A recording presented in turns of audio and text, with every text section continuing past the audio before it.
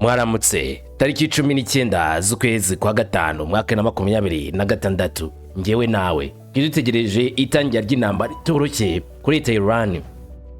Intambara karabutaka leta z'ubumwe za Amerika zizateguje ibitero by'imbaraga Amerika yavuze ko igiye kubita kuri Iran igahungitwa, Iran bakayivutagura ikumva neza uko ibaye. None bigenze gute? Leta z'ubumwe za Amerika bidakeye kabiri yisubiyeho, nyamara ku rundi ruhande muri Israel bo barimo kubogoza, barimo kurira amarira menshi nyuma y'ibitero biturutse kuri Hezbollah zamanutse mu mbaraga zabaye ibitero wakitanga ibitero ndimbuzi kuri kino gihugu cya Israel. Indege zabo mu kirere hasi ngo pi barazimanuye, atari izo ndege gusa kandi nanone ahubwo n'abasirikari ba Israel bagutiwe rwagati barazengurukwa, drone zimo kubarimbura umusubirizo. Hezbollah isa naho yamenye amabanga yose y'uburyo bwo kubabaza Israel, ndetse bisa naho Israel nayo irimo kubona ko ibintu bimereye nabi, itirwa rugamba rurakaze badi. Yego nyine rurakaze, ibi ndaje mbikubwire kamwe ku kandi uko byagenze. Sibyo gusa, Iran mwibanga ngo rikomeye yaturikije uburinzi bwa Low rimwe cyangwa se Low kabiri bwa Israel. Misiri yabatunguye ikaza gitunguro ikinjira indani muri Israel.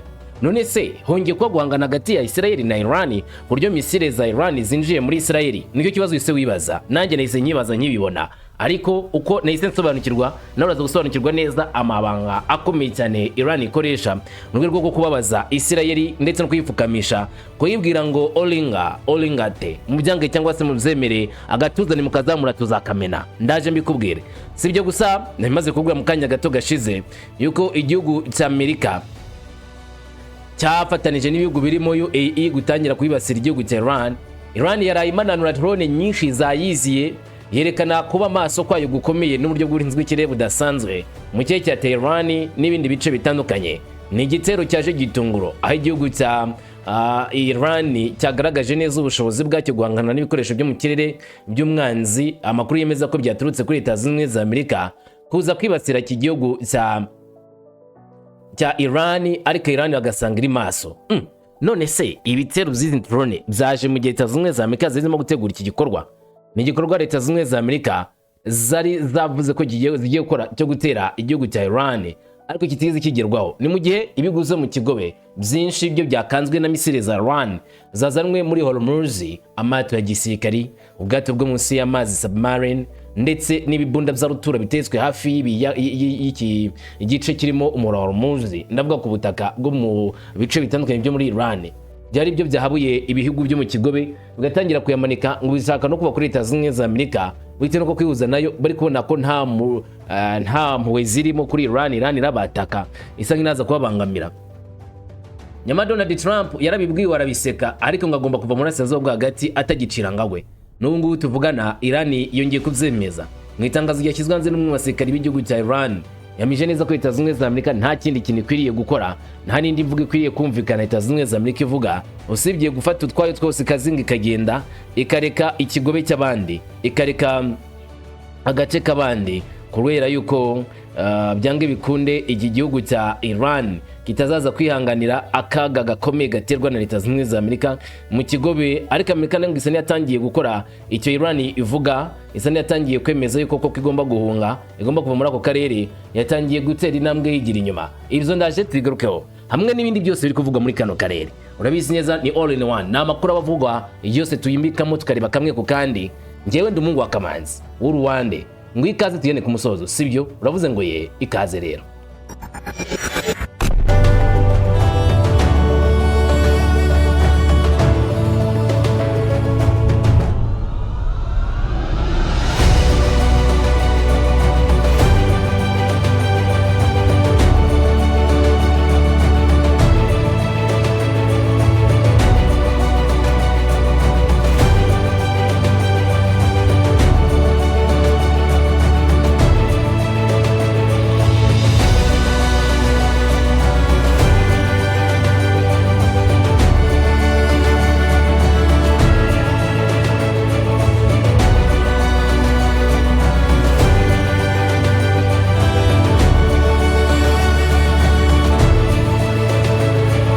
Reka tuvuge dutya, ibyo urugamba ko biri guhindura isura, ninde uraza kugaragaza ko ari umugabo urusha abandi kuba umugabo? Muri make arusha abandi ubugabo. byose biri guhera kuri iyi ntambara itoroshye hagati y'igihugu cya Iran n'ibihugu byo mu burengerazuba bw'isi byihuje na leta ya Israel ngo bahangane n'igihugu cya leta ya Iran bagihagarike ko nk'uko nicyo gashoza ntambara. Niwumva na Hezbollah uyumva ukundi kuboko kwa Iran basa nkaho bari gushaka gukubita cyangwa se guca. Ntabwo ari Hezbollah nk'umutwe wihariye ubwawo nk'ubwo gutegwa inkunga na Iran bashaka kurimbura kuko burizamo imigambi ya Israel yo kwigarura ubutaka bwa Liban ngo bakore icyitwa the Great Israel. Ubwizo rero niyo mpamvu wumva Israel ivuga ko izarwana kugeza ku mwuka wa nyuma mpaka Hezbollah ngo bayirimbuye. Ayinya bazabivugaho Hezbollah idahagaze kuko nayo ubwayo iravuga iti olingate umuzange cyangwa se muzemere umututu w'imbunda turawufite no kwabaza turabizi na hano duteze kujya. Ni Hezbollah ibwira Israel ayo magambo uti nawe urakabza nese byagenze gute. Reka nkubwire uko byagenze umbwe nimba Hezbollah igiri kuvuga ko bidafite impamvu yo kubivuga. Ubusi bakwabaza gutyo ugatera kabiri unyuze hehe mu wehe buryo. Mupaka wa Israel na Liban cyangwa se Lebanon wongeye kugaragaramo ubwiyongere buteje akaga bw'intwaro. Hezbollah yavuze ko ari ibitero bishya byibasiye ibirindiro bya gisirikare bya Israel, imodoka n'ingabo zayo mu majyepfo ya Liban no mu mazaruguru ya Israel, bitera ubwoba ku mutwe w'ingabo udakomeye ushobora kugaruka mu mirwano yagutse nk'uko Israel yita Hezbollah mu mutwe woroshye. Nawe uti situbihakanye ntabwo dakaye ko turi umutwe woroshye ariko tuzareba neza kuri tele ninde ukomeye. Uyu mutwe twaje intwaro wa Hezbollah wo muri Liban uvuga ko wateye indege zitajya pilote ukoreza roketi ndetse n'ibitero bitaziguye ku ntego nyinshi z'ingabo za Israel. Mu gihe igisirikare cya Israel kivuga ko ibitero byinshi by'indege n'ibitero bya roketi byafatiwe mu kirere bitewe byagira icyo bigeraho ku mupaka. Izamuka riheruka ribaye yakomeje kubaho amakimbirane mu karere afitanye isano n'intambara yagutse muri Burasirazuba bwo hagati. Mu itangazo ryatanzwe Hezbollah yavuze ko abarwanyi bayo bateye ibirindo by'ingabo za Israel n'imodoka za gisirikare zakoreraga hafi y'amajyepfo ya Liban. Iri tsinda ryavuze kandi ko ingabo zaryo zahanuye icyo bise indege y'umwanzi y'ingabo z'umwanzi za RF Israel hejuru y'ikirere cya Aita al-Jabal ahagana saa 4 n'igice za mu gitondo ku isaha yo muri ako gace de ko bari imbere yacu. Kugeza ubu igisirikare cya Israel ntabwo kiratangaza ku mugaragaro kuzo Hezbollah ivuga ku bijyanye n'indege yawo yaturikirijwe mu kirere ngo turi bakayitimbura hasi, nubwo Hezbollah yemeza yuko bigishije isomo Israel kuri icyo kiguruka cyabo. Hezbollah yakomeje kwemeza ko ariyo yagabye igitero nanone ku modoka y'umukuru w'ingabo za Israel ariwe uyoboye brigade ya 300 mu mujyi wa Shomer majyaruguru ya Israel. Uwo mutwe wavuze kandi ko warashe indege zagera abapilote zigamije kugaba ibitero ku birindiro by'ingabo za Israel. Bretwe mubwira uko byagenze. Hari imodoka y'umuyobozi wari uyoboye brigade ya 300 y'ingabo za RF za Israel yagendaga mu cyerekezo kigana ku mupaka wa Liban na Israel ariko aturutse indani muri Israel majyaruguru yabo. Batungurwa n'igitero gikomeye cyaje kigabita kuri convoy ziherekeje ndetse amakuru akemeza ko imodoka ebyiri zatwitswe bya nyabyo. Nubwo Israel yanze kuvuga ko hari abantu bapiriyemo cyangwa se bakomeretse ariko ababyiboneye bavuga yuko Hezbollah yabahamije bya nyabyo. Ikindi kandi ikora ibitero biremereye cyane by'indege za pilote byigamije kugaba ku birindiro by'ingabo za Israel mu gace ka Maluni Arasi mu majyepfo ya Liban.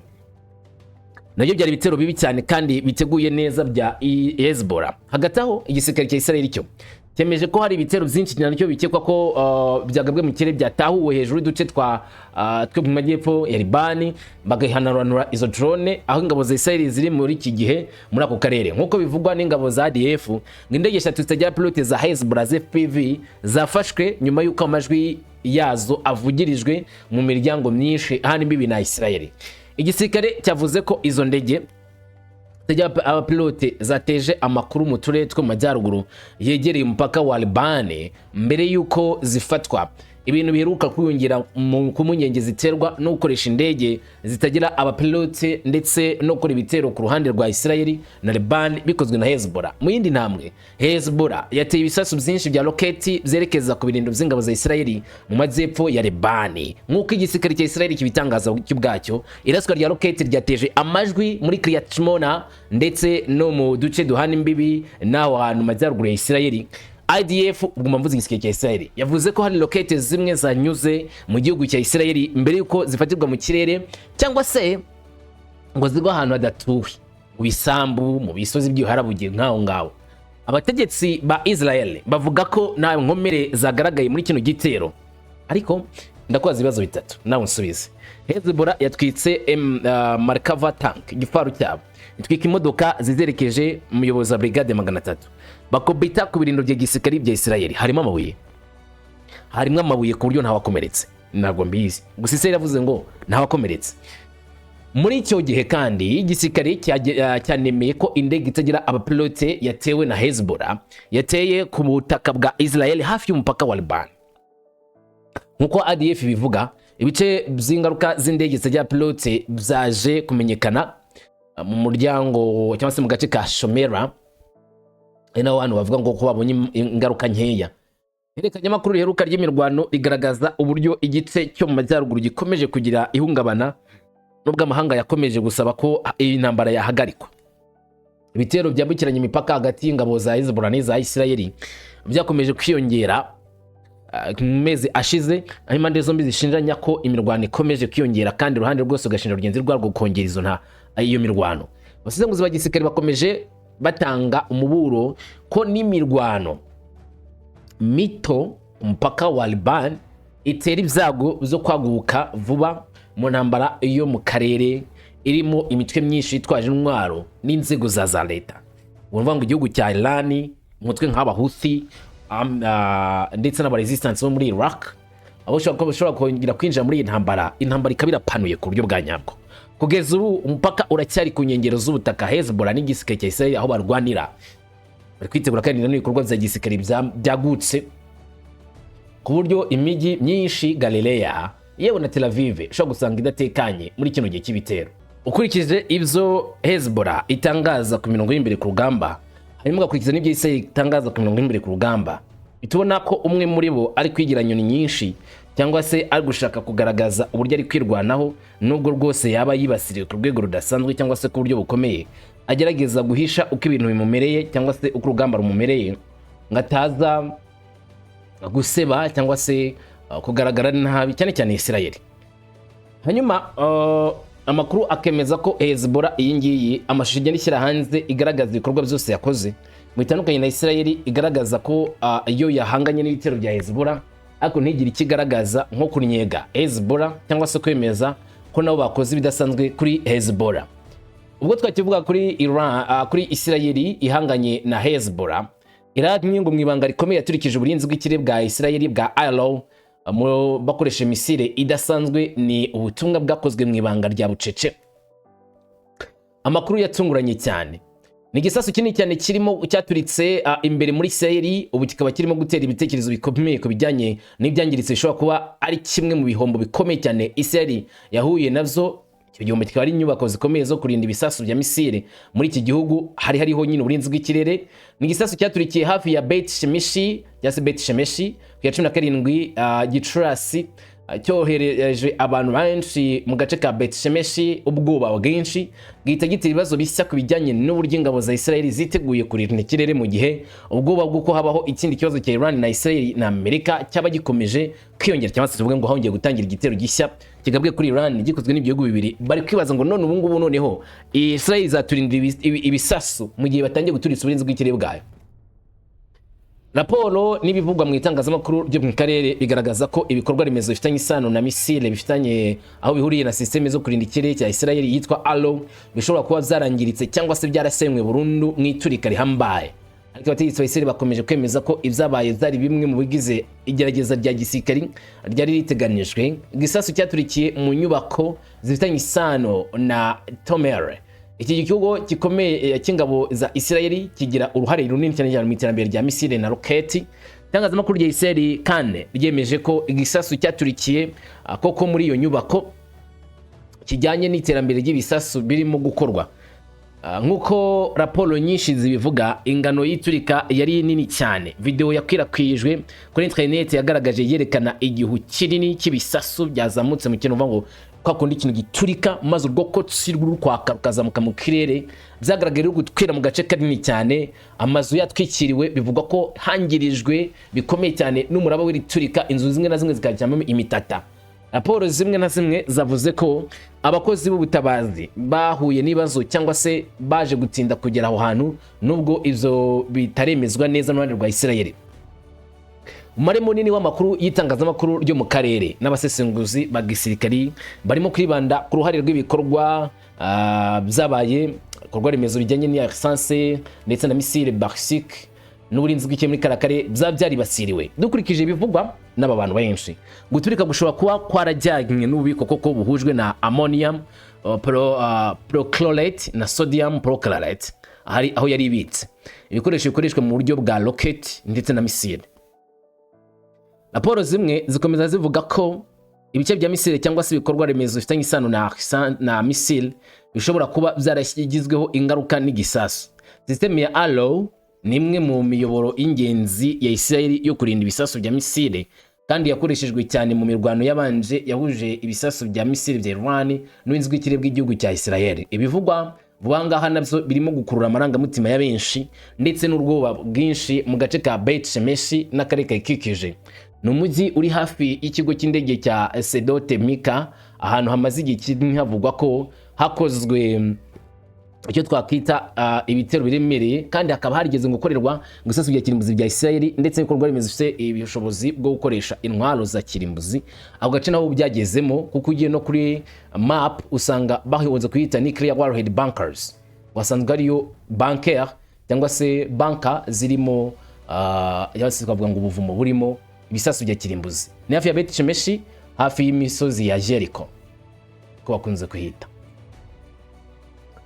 Nta bimenyetso byemeye byagaragaje ko igisasu cyatewe n'ubugizi bwa nabi bwa Iran, wenda tuvuga ngo Iran yoherejeho misile, ariko nanone abasesenguzi bamwe bakavuga yuko bitumvikana kuba ngari gerageza ryakorwaga na Israel ubwayo kugerageza rya misile ryayo cyangwa se uburyo bwo kugerageza ibikoresho byabo bya gisirikari, maze iturika rihambaye nk'iryo ngiryo rikaba ku bice bitandukanye by'iki gihugu cyangwa se agace nk'ako ngako kakazamwo iturika rihambaye bene ako kageni ku buryo bizana n'igihombo kidasanzwe kuri buno butegetsi bwa Israel. Hakibazwa n'ubundi ubwo nanone ubunyamwuga bwa IDF mu bijyanye no gutegura intwaro cyangwa se kugerageza intwaro zabo, nabyo ubwo bunyamwuga bugashidikanywaho uburyo bwa bunyamwuga bukomeye cyangwa se babakora mu buryo hafi ya ntabwo. Ugaruke kuri Iran nanone yaraye itorohewe cyane muri nojoro ryakeye ko yaraye mu kazira, ndavuga Iran yaraye mu mirimo itangaje cyane guhangana na za drone zayibasiriye. Niyo makuru kuri ngo ari kuvuga ku butaka bwa Tehran, baraye bumva biturika muri Tehran y'uburengerazuba. Ni biturika byatangaje benshi uburyo byashina ubwoba bushya bwahise bwiyongera mu kigo cy'inyanja nyuma yuko bivuga ko hari ibisasu byaturikije ku kirwa cya Kashem muri Iran, kimwe mu bice by'ingenzi cyane biri hafi y'umuhora nanone wa HORMUZ. Nkuko Mehar News yabitangaje muri Middle East Monitor, system zo kurinda ikirere za Iran zashyizwe ku bitero bikekwa ko ari indege zijya pilote ku kirwa, mu gihe abategetsi ba Iran bemeza ko hari ibisasu byumvishwe muri ako gace. Kugeza ubu nta byangiritse byagaragaye. Iterambere rya Israel riteza impungenge ko ikirwa cya Kashem kiri hagati ya aho RGC Iran herutse kuvuga ko ari agace kayo kagutse gakorerwamo imbere mu muyoboro wa HORMUZ. Hanyuma hakurikijwe ihinduka rikomeye muri ako kanya, Perezida wa Amerika Donald Trump nawe yari yatangaje ko igitero cya gisirikare cya Amerika cyagiteganijwe kuri Iran cyabaye gihagaritswe ku buryo bukomeye. Ku rukuta rwa Truth Social, Perezida Donald Trump yamaze gutanga ubutumwa cyangwa se yari gutanga ubutumwa buvuga yuko bagiye guhagarika intambara kuri Iran, muri make yifuza ko ibibazo bya Iran byashyirwaho akadomo. Truth Social, Perezida Donald Trump yagize ati: Nasabwe na Emir wa Qatar Tamim bin Hamad al Thani, Igikomangoma cya Arabiya Sawudite Mohammed bin Salman al Saudi na Perezida w'igihugu cy'Abarabu Mohammed bin Zayed al Nahyan guhagarika igitero cyacu cya gisirikari cyateguwe kugabwa kuri Republika y'Islamike Iran cyitiganijwe kuri umunsi w'ejo, havuga kuri umunsi wo kuwa mbere, kuko hari ibiganiro bikomeye birimo kuba kandi ko nk'abayobozi bakuru arimo bavuga ko hazaba amasezerano azemerwa. Donald Trump avuga yuko bari bateguye uburyo bwo guturitsa Iran, ariko ku busabe bw'abayobozi nk'ubwiharuguru yavuze mu mazina ngo bamusabye kwirinda gukora icyo gitero kuko ngo hari ibiganiro byo gutanga icyizere bishoboka cyane ko Iran izemera icyo Leta z'Ubumwe za Amerika isaba, mbese muri make amasezerano ashoboka cyane kuba azashyirwa mu bikorwa ku buryo bagomba kwirinda ikomeza ihangana rikomeje ryakibasira akarere kose muri rusange, cyangwa se uburyo bwo gukubita ndetse no gukubitana, guhangana, intambara n'ibindi. Kavuga yuko bategereje ko igihugu cya Iran kikorana na Amerika amasezerano yo kugera ku mahoro arambye. Ivyo ariko danone ku rundi ruhande leta ya Iran igasa naho yo itazumva kimwe n'ibi bihugu, kuko ku ruhande rumwe rwayo igaragaza yuko izakora intambara mu buryo bwumvikana kandi bwagutse. Kuba Perezida Trump yari yateguje igitero gikomeye cyane kuri Iran mwifuza kwagaba intambara, ariko akaba yisubiyeho. Bamwe bemeza ko bwaba ari ubwoba, kuko Iran yagaragaje uburyo igiye guhita yihanukiriye iki gihugu cy'Etazunze za Amerika, inagaragaza ko ifite za intercontinental ballistic missile zagera muri Etazunze za Amerika mu mijyi nka New York ndetse na Washington. Ibi ntabwo Leta Zunze za Amerika zizi ko Iran itunze misile nk'izo. Ikindi Iran yanagaragaje yuko noneho hatari bayemo no kugira impuhwe. Iran irakoresha intwaro zabo itigeze ikoraho na rimwe. Amakuru amwe yemeza yuko usibye kwa Iran bitekezwa ko idafite intwaro za kirimbuzi, ariko ifite misile zishyirwaho imitwe ikomeye cyane ipima amatoni, yarimbura ahantu hagari ku buryo buhambaye, kandi izo misile zimwe zikaba zirimo ikoranabuhanga ryo muri Korea ya ruguru ya Hwasong. Andi makuru akemeza yuko ibihugu zo mu Barabu bimwe byatangiye koko kwiyamara Leta Zunze za Amerika. Ibyo birimo Saudi Arabia, birimo Qatar ndetse n'igihugu cya Bahrain. Byatangiye kugaragaza neza ko bitishimiye cyane ibikorwa bya Leta Zunze za Amerika. Usibye Emir z'Abarabu zizatangiye gusabwa na Leta Zunze za Amerika gufatanya guhangana na Iran. Emir z'Abarabu zagizwe intumwa mu guhamagara ibindi bihugu byose by'abayisilamu b'Abasuni kugira ngo bajye inyuma Leta Zunze za Amerika, ariko uyu murimo UAE yakoze kuri bihugu ntabwo wagenze neza, kuko byanga byakunda ntabwo ari ibintu bikomeye, cyangwa se ntabwo ari ibintu byoroheye cyane iki gihugu ntabwo ari ibintu byoroheye cyane kino gihugu cya UAE ugeraho, kuko byaranze byagaragaye neza ko bidakunze. Igihugu cya Qatar, Saudi Arabia, Bahrain bisa n'ibyanze ubwo busabe bwa leta ya Amerika bunyujijwe muri UAE. Anacyo cyatumye rero benshi bavuga bati ntabwo ari ubushake kuva muri HORMUZ, ntabwo ari ubushake bwo kureka kurasa kuri Iran, ahubwo mwasanze gutsinda urwo rugamba bisa n'ibidakunda, ntabwo biraza kubashobokera. Nyamara mbere yaho umwe mu bayobozi ba gisirikare cyangwa se abayobozi b'igihugu cya leta ya Iran yavuze amagambo akomeye agaragaza ko igihugu cya Iran cyiteguye guhangana na Leta Zunze za Amerika, kandi ko Donald Trump na Leta Zunze za Amerika ye bazicuza igikorwa kitarimo gutekereza neza ngo yifuza gukorera Iran, aho yatangaje neza ko amaherezo Leta Zunze za Amerika zigomba kuvana ingabo zazo muri kariya karere zigasubira inyuma ku cyiza n'ikibi. Ubu rero bisa naho n'ubundi zemewe cyangwa se zemejwe n'igihugu cya Iran yuko uburyo bwabo kugenda kariya karere baburimo ku buryo bw'imbaraga, kandi aka gace kose bari gukoreramo bizarangira Amerika igasiza inyuma, cyangwa se Amerika itagigakoreyemo. Iran yaburiye Leta Zunze za Amerika ko zishobora gusubira inyuma bitewe n'igitutu cya RGC n'ingufu za Iran zo kubarwanya niba banze kugenda ku neza. Umujyanama mukuru wa Iran Zayed yavuze ko iterabwoba rya Washington kuri iki gihugu ari amayeri atazatsinda, ari amayeri y'iterabwoba ryananiwe. Zayed yashimangiye ko Donald Trump kubera ko yahoraga amutera ubwoba ku bitero bya gisirikare mbere yo gusubira inyuma kubera igitutu cyinshi, yavuze ko imbaraga za gisirikare za Iran n'ubumwe bw'igihugu bizatera Leta Zunze za Amerika kwishyira mu maboko ya leta ya Iran. Uyu wahoze ari umuyobozi wa RGC Zayed yavuze ibi ngibi mu nyandiko yasohotse kuri X, aho mu magambo ye yagaragaje neza ko Leta Zunze za Amerika basa n'abari gukina n'umuriro, batazi neza ibyo barimo, cyangwa se batazi neza ibyababaho mu gihe baba bihaye kurwana na leta ya Iran. Aya amagambo yanditse kuri X bwana Zayed avuga yuko igihugu cya Leta Zunze za Amerika kizasubizwa inyuma. Yagize ati iyo Amerika isiraho igihe ntarengwa cyo kugaba igitero cya gisirikari hanyuma ikabihagarika ubwayo, ifite icyizere cy'ubusa cyo gutuma igihugu cya Iran n'abayobozi bemera. Ati inkokora y'icyuma y'ingabo zikomeye n'igihugu gikomeye cya Iran izabahatira gusubira inyuma no kwishyira mu maboko y'Imana. Zayed ashimangiye cyane yuko ubushobozi bw'igihugu cya Iran ari ubushobozi bwo gupfukamisha Leta Zunze za Amerika mpaka Leta Zunze za Amerika zisubiye inyuma, cyangwa se bakishyira mu maboko y'igihugu cya leta ya Iran, ari amaboko avuga ngo ni amaboko y'Imana. Ibi bikaba bigaragaza neza cyane uburyo igihugu cya Iran cyiteguye ku buryo budasanzwe guhangana n'igihugu cya Leta Zunze za Amerika. Hasi hejuru nta gahenge ni uguhangana. Nyamara Donald Trump mu mvugo ye yagaragaje neza ko afitiye impuhwe igihugu cya Iran, kandi ko nyuma kubisabwa koko yemeye ubwo busabe abisabwe na bya bihugu nakubwiye haruguru. Dore amagambo ya Donald Trump we yavuze ati rwose twabyari ngombwa kumvira cyangwa se byari ngombwa kubabarira igihugu cya Iran n'igihure n'ibyago biremereye, byari ngombwa kwita cyane cyane ku muburo twabahaye none barabikoze, ni ngombwa cyane cyane guhagarika ibitero. Ni Donald Trump wavuze ayo magambo avuga yuko ibihugu zo mu kigobe byose biri kumusaba kwemera guhagarika ibitero ku gihugu cya Iran. Ese ashobora kutubwira ku mbuga nkoranyambaga ibyo wavuze ukavuga yuko afashe icyemezo kugira ngo utagaba igitero kuri Iran? Oya, hari ibindi bihugu zaje kundeba maze bivuga ko twitegura kugaba igitero gikomeye cyane ejo.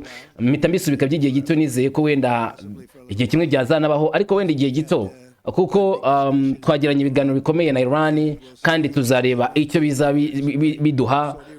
Rero Arabiya Sawudite, Qatar, Leta Zunze z'Abarabu n'abandi bambaza niba twakwigiza inyuma iminsi 2 cyangwa 3 igihe gito, kuko batekereza ko bari hafi cyane kujyana amasezerano kandi ntidushobora kubikora aho nta ntwaro za kirimbuzi zijya mu maboko ya Iran. Ndatekereza kandi nibanyurwa natwe tuzanyurwa. Rero twabimenyesheje Israeli, twabimenyesheje n'abandi bantu bo mu Burasirazuba bwo hagati bari bagiye gufatanya natwe muri kino gitero. Urabizi iterambere ryiza cyane kandi ariko turareba icyo dushobora gukora. Hari igihe twagize igihe twibwira ko twegereje wenda kujyana amasezerano ariko ntibyagenze neza, ariko ibi bitandukanye gato. Ubu twiteguye gukora ejo cyangwa se ejo bundi, ntabwo ari ikintu nifuzaga gukora ariko nta yandi mahitamo dufite kuko tudashobora kureka ngo Iran igire intwaro za kirimbuzi. Gukurikirana ibya Iran ibindi bihugu bizigeze kubikora mbere bagusabye guhindura inzira kugira ngo bamanike amaboko, bamanitse amasezerano y'amahoro imbere yawe, baguha ibyo bagomba guheraho. Ese wowe ibyo ngibyo byumva gute? Aya, twafashe igihugu cyari kigiye kugira intwaro za kirimbuzi kandi twasenye igisirikare cyacyo, nta bwato bw'intambara bagifite, nta ngabo zirwana mu kirere bagifite, barasenyutse ku buryo bwa gisirikare. Ibyinshi ni ibintu bikomeye cyane twakoze, bizatwe imyaka igera kuri 25 kugira bongere bubake. Natekereza ko kugira intwaro za kirimbuzi ntibizakunda, bagomba kwandika inyandiko zigaragaza ko batsinzwe.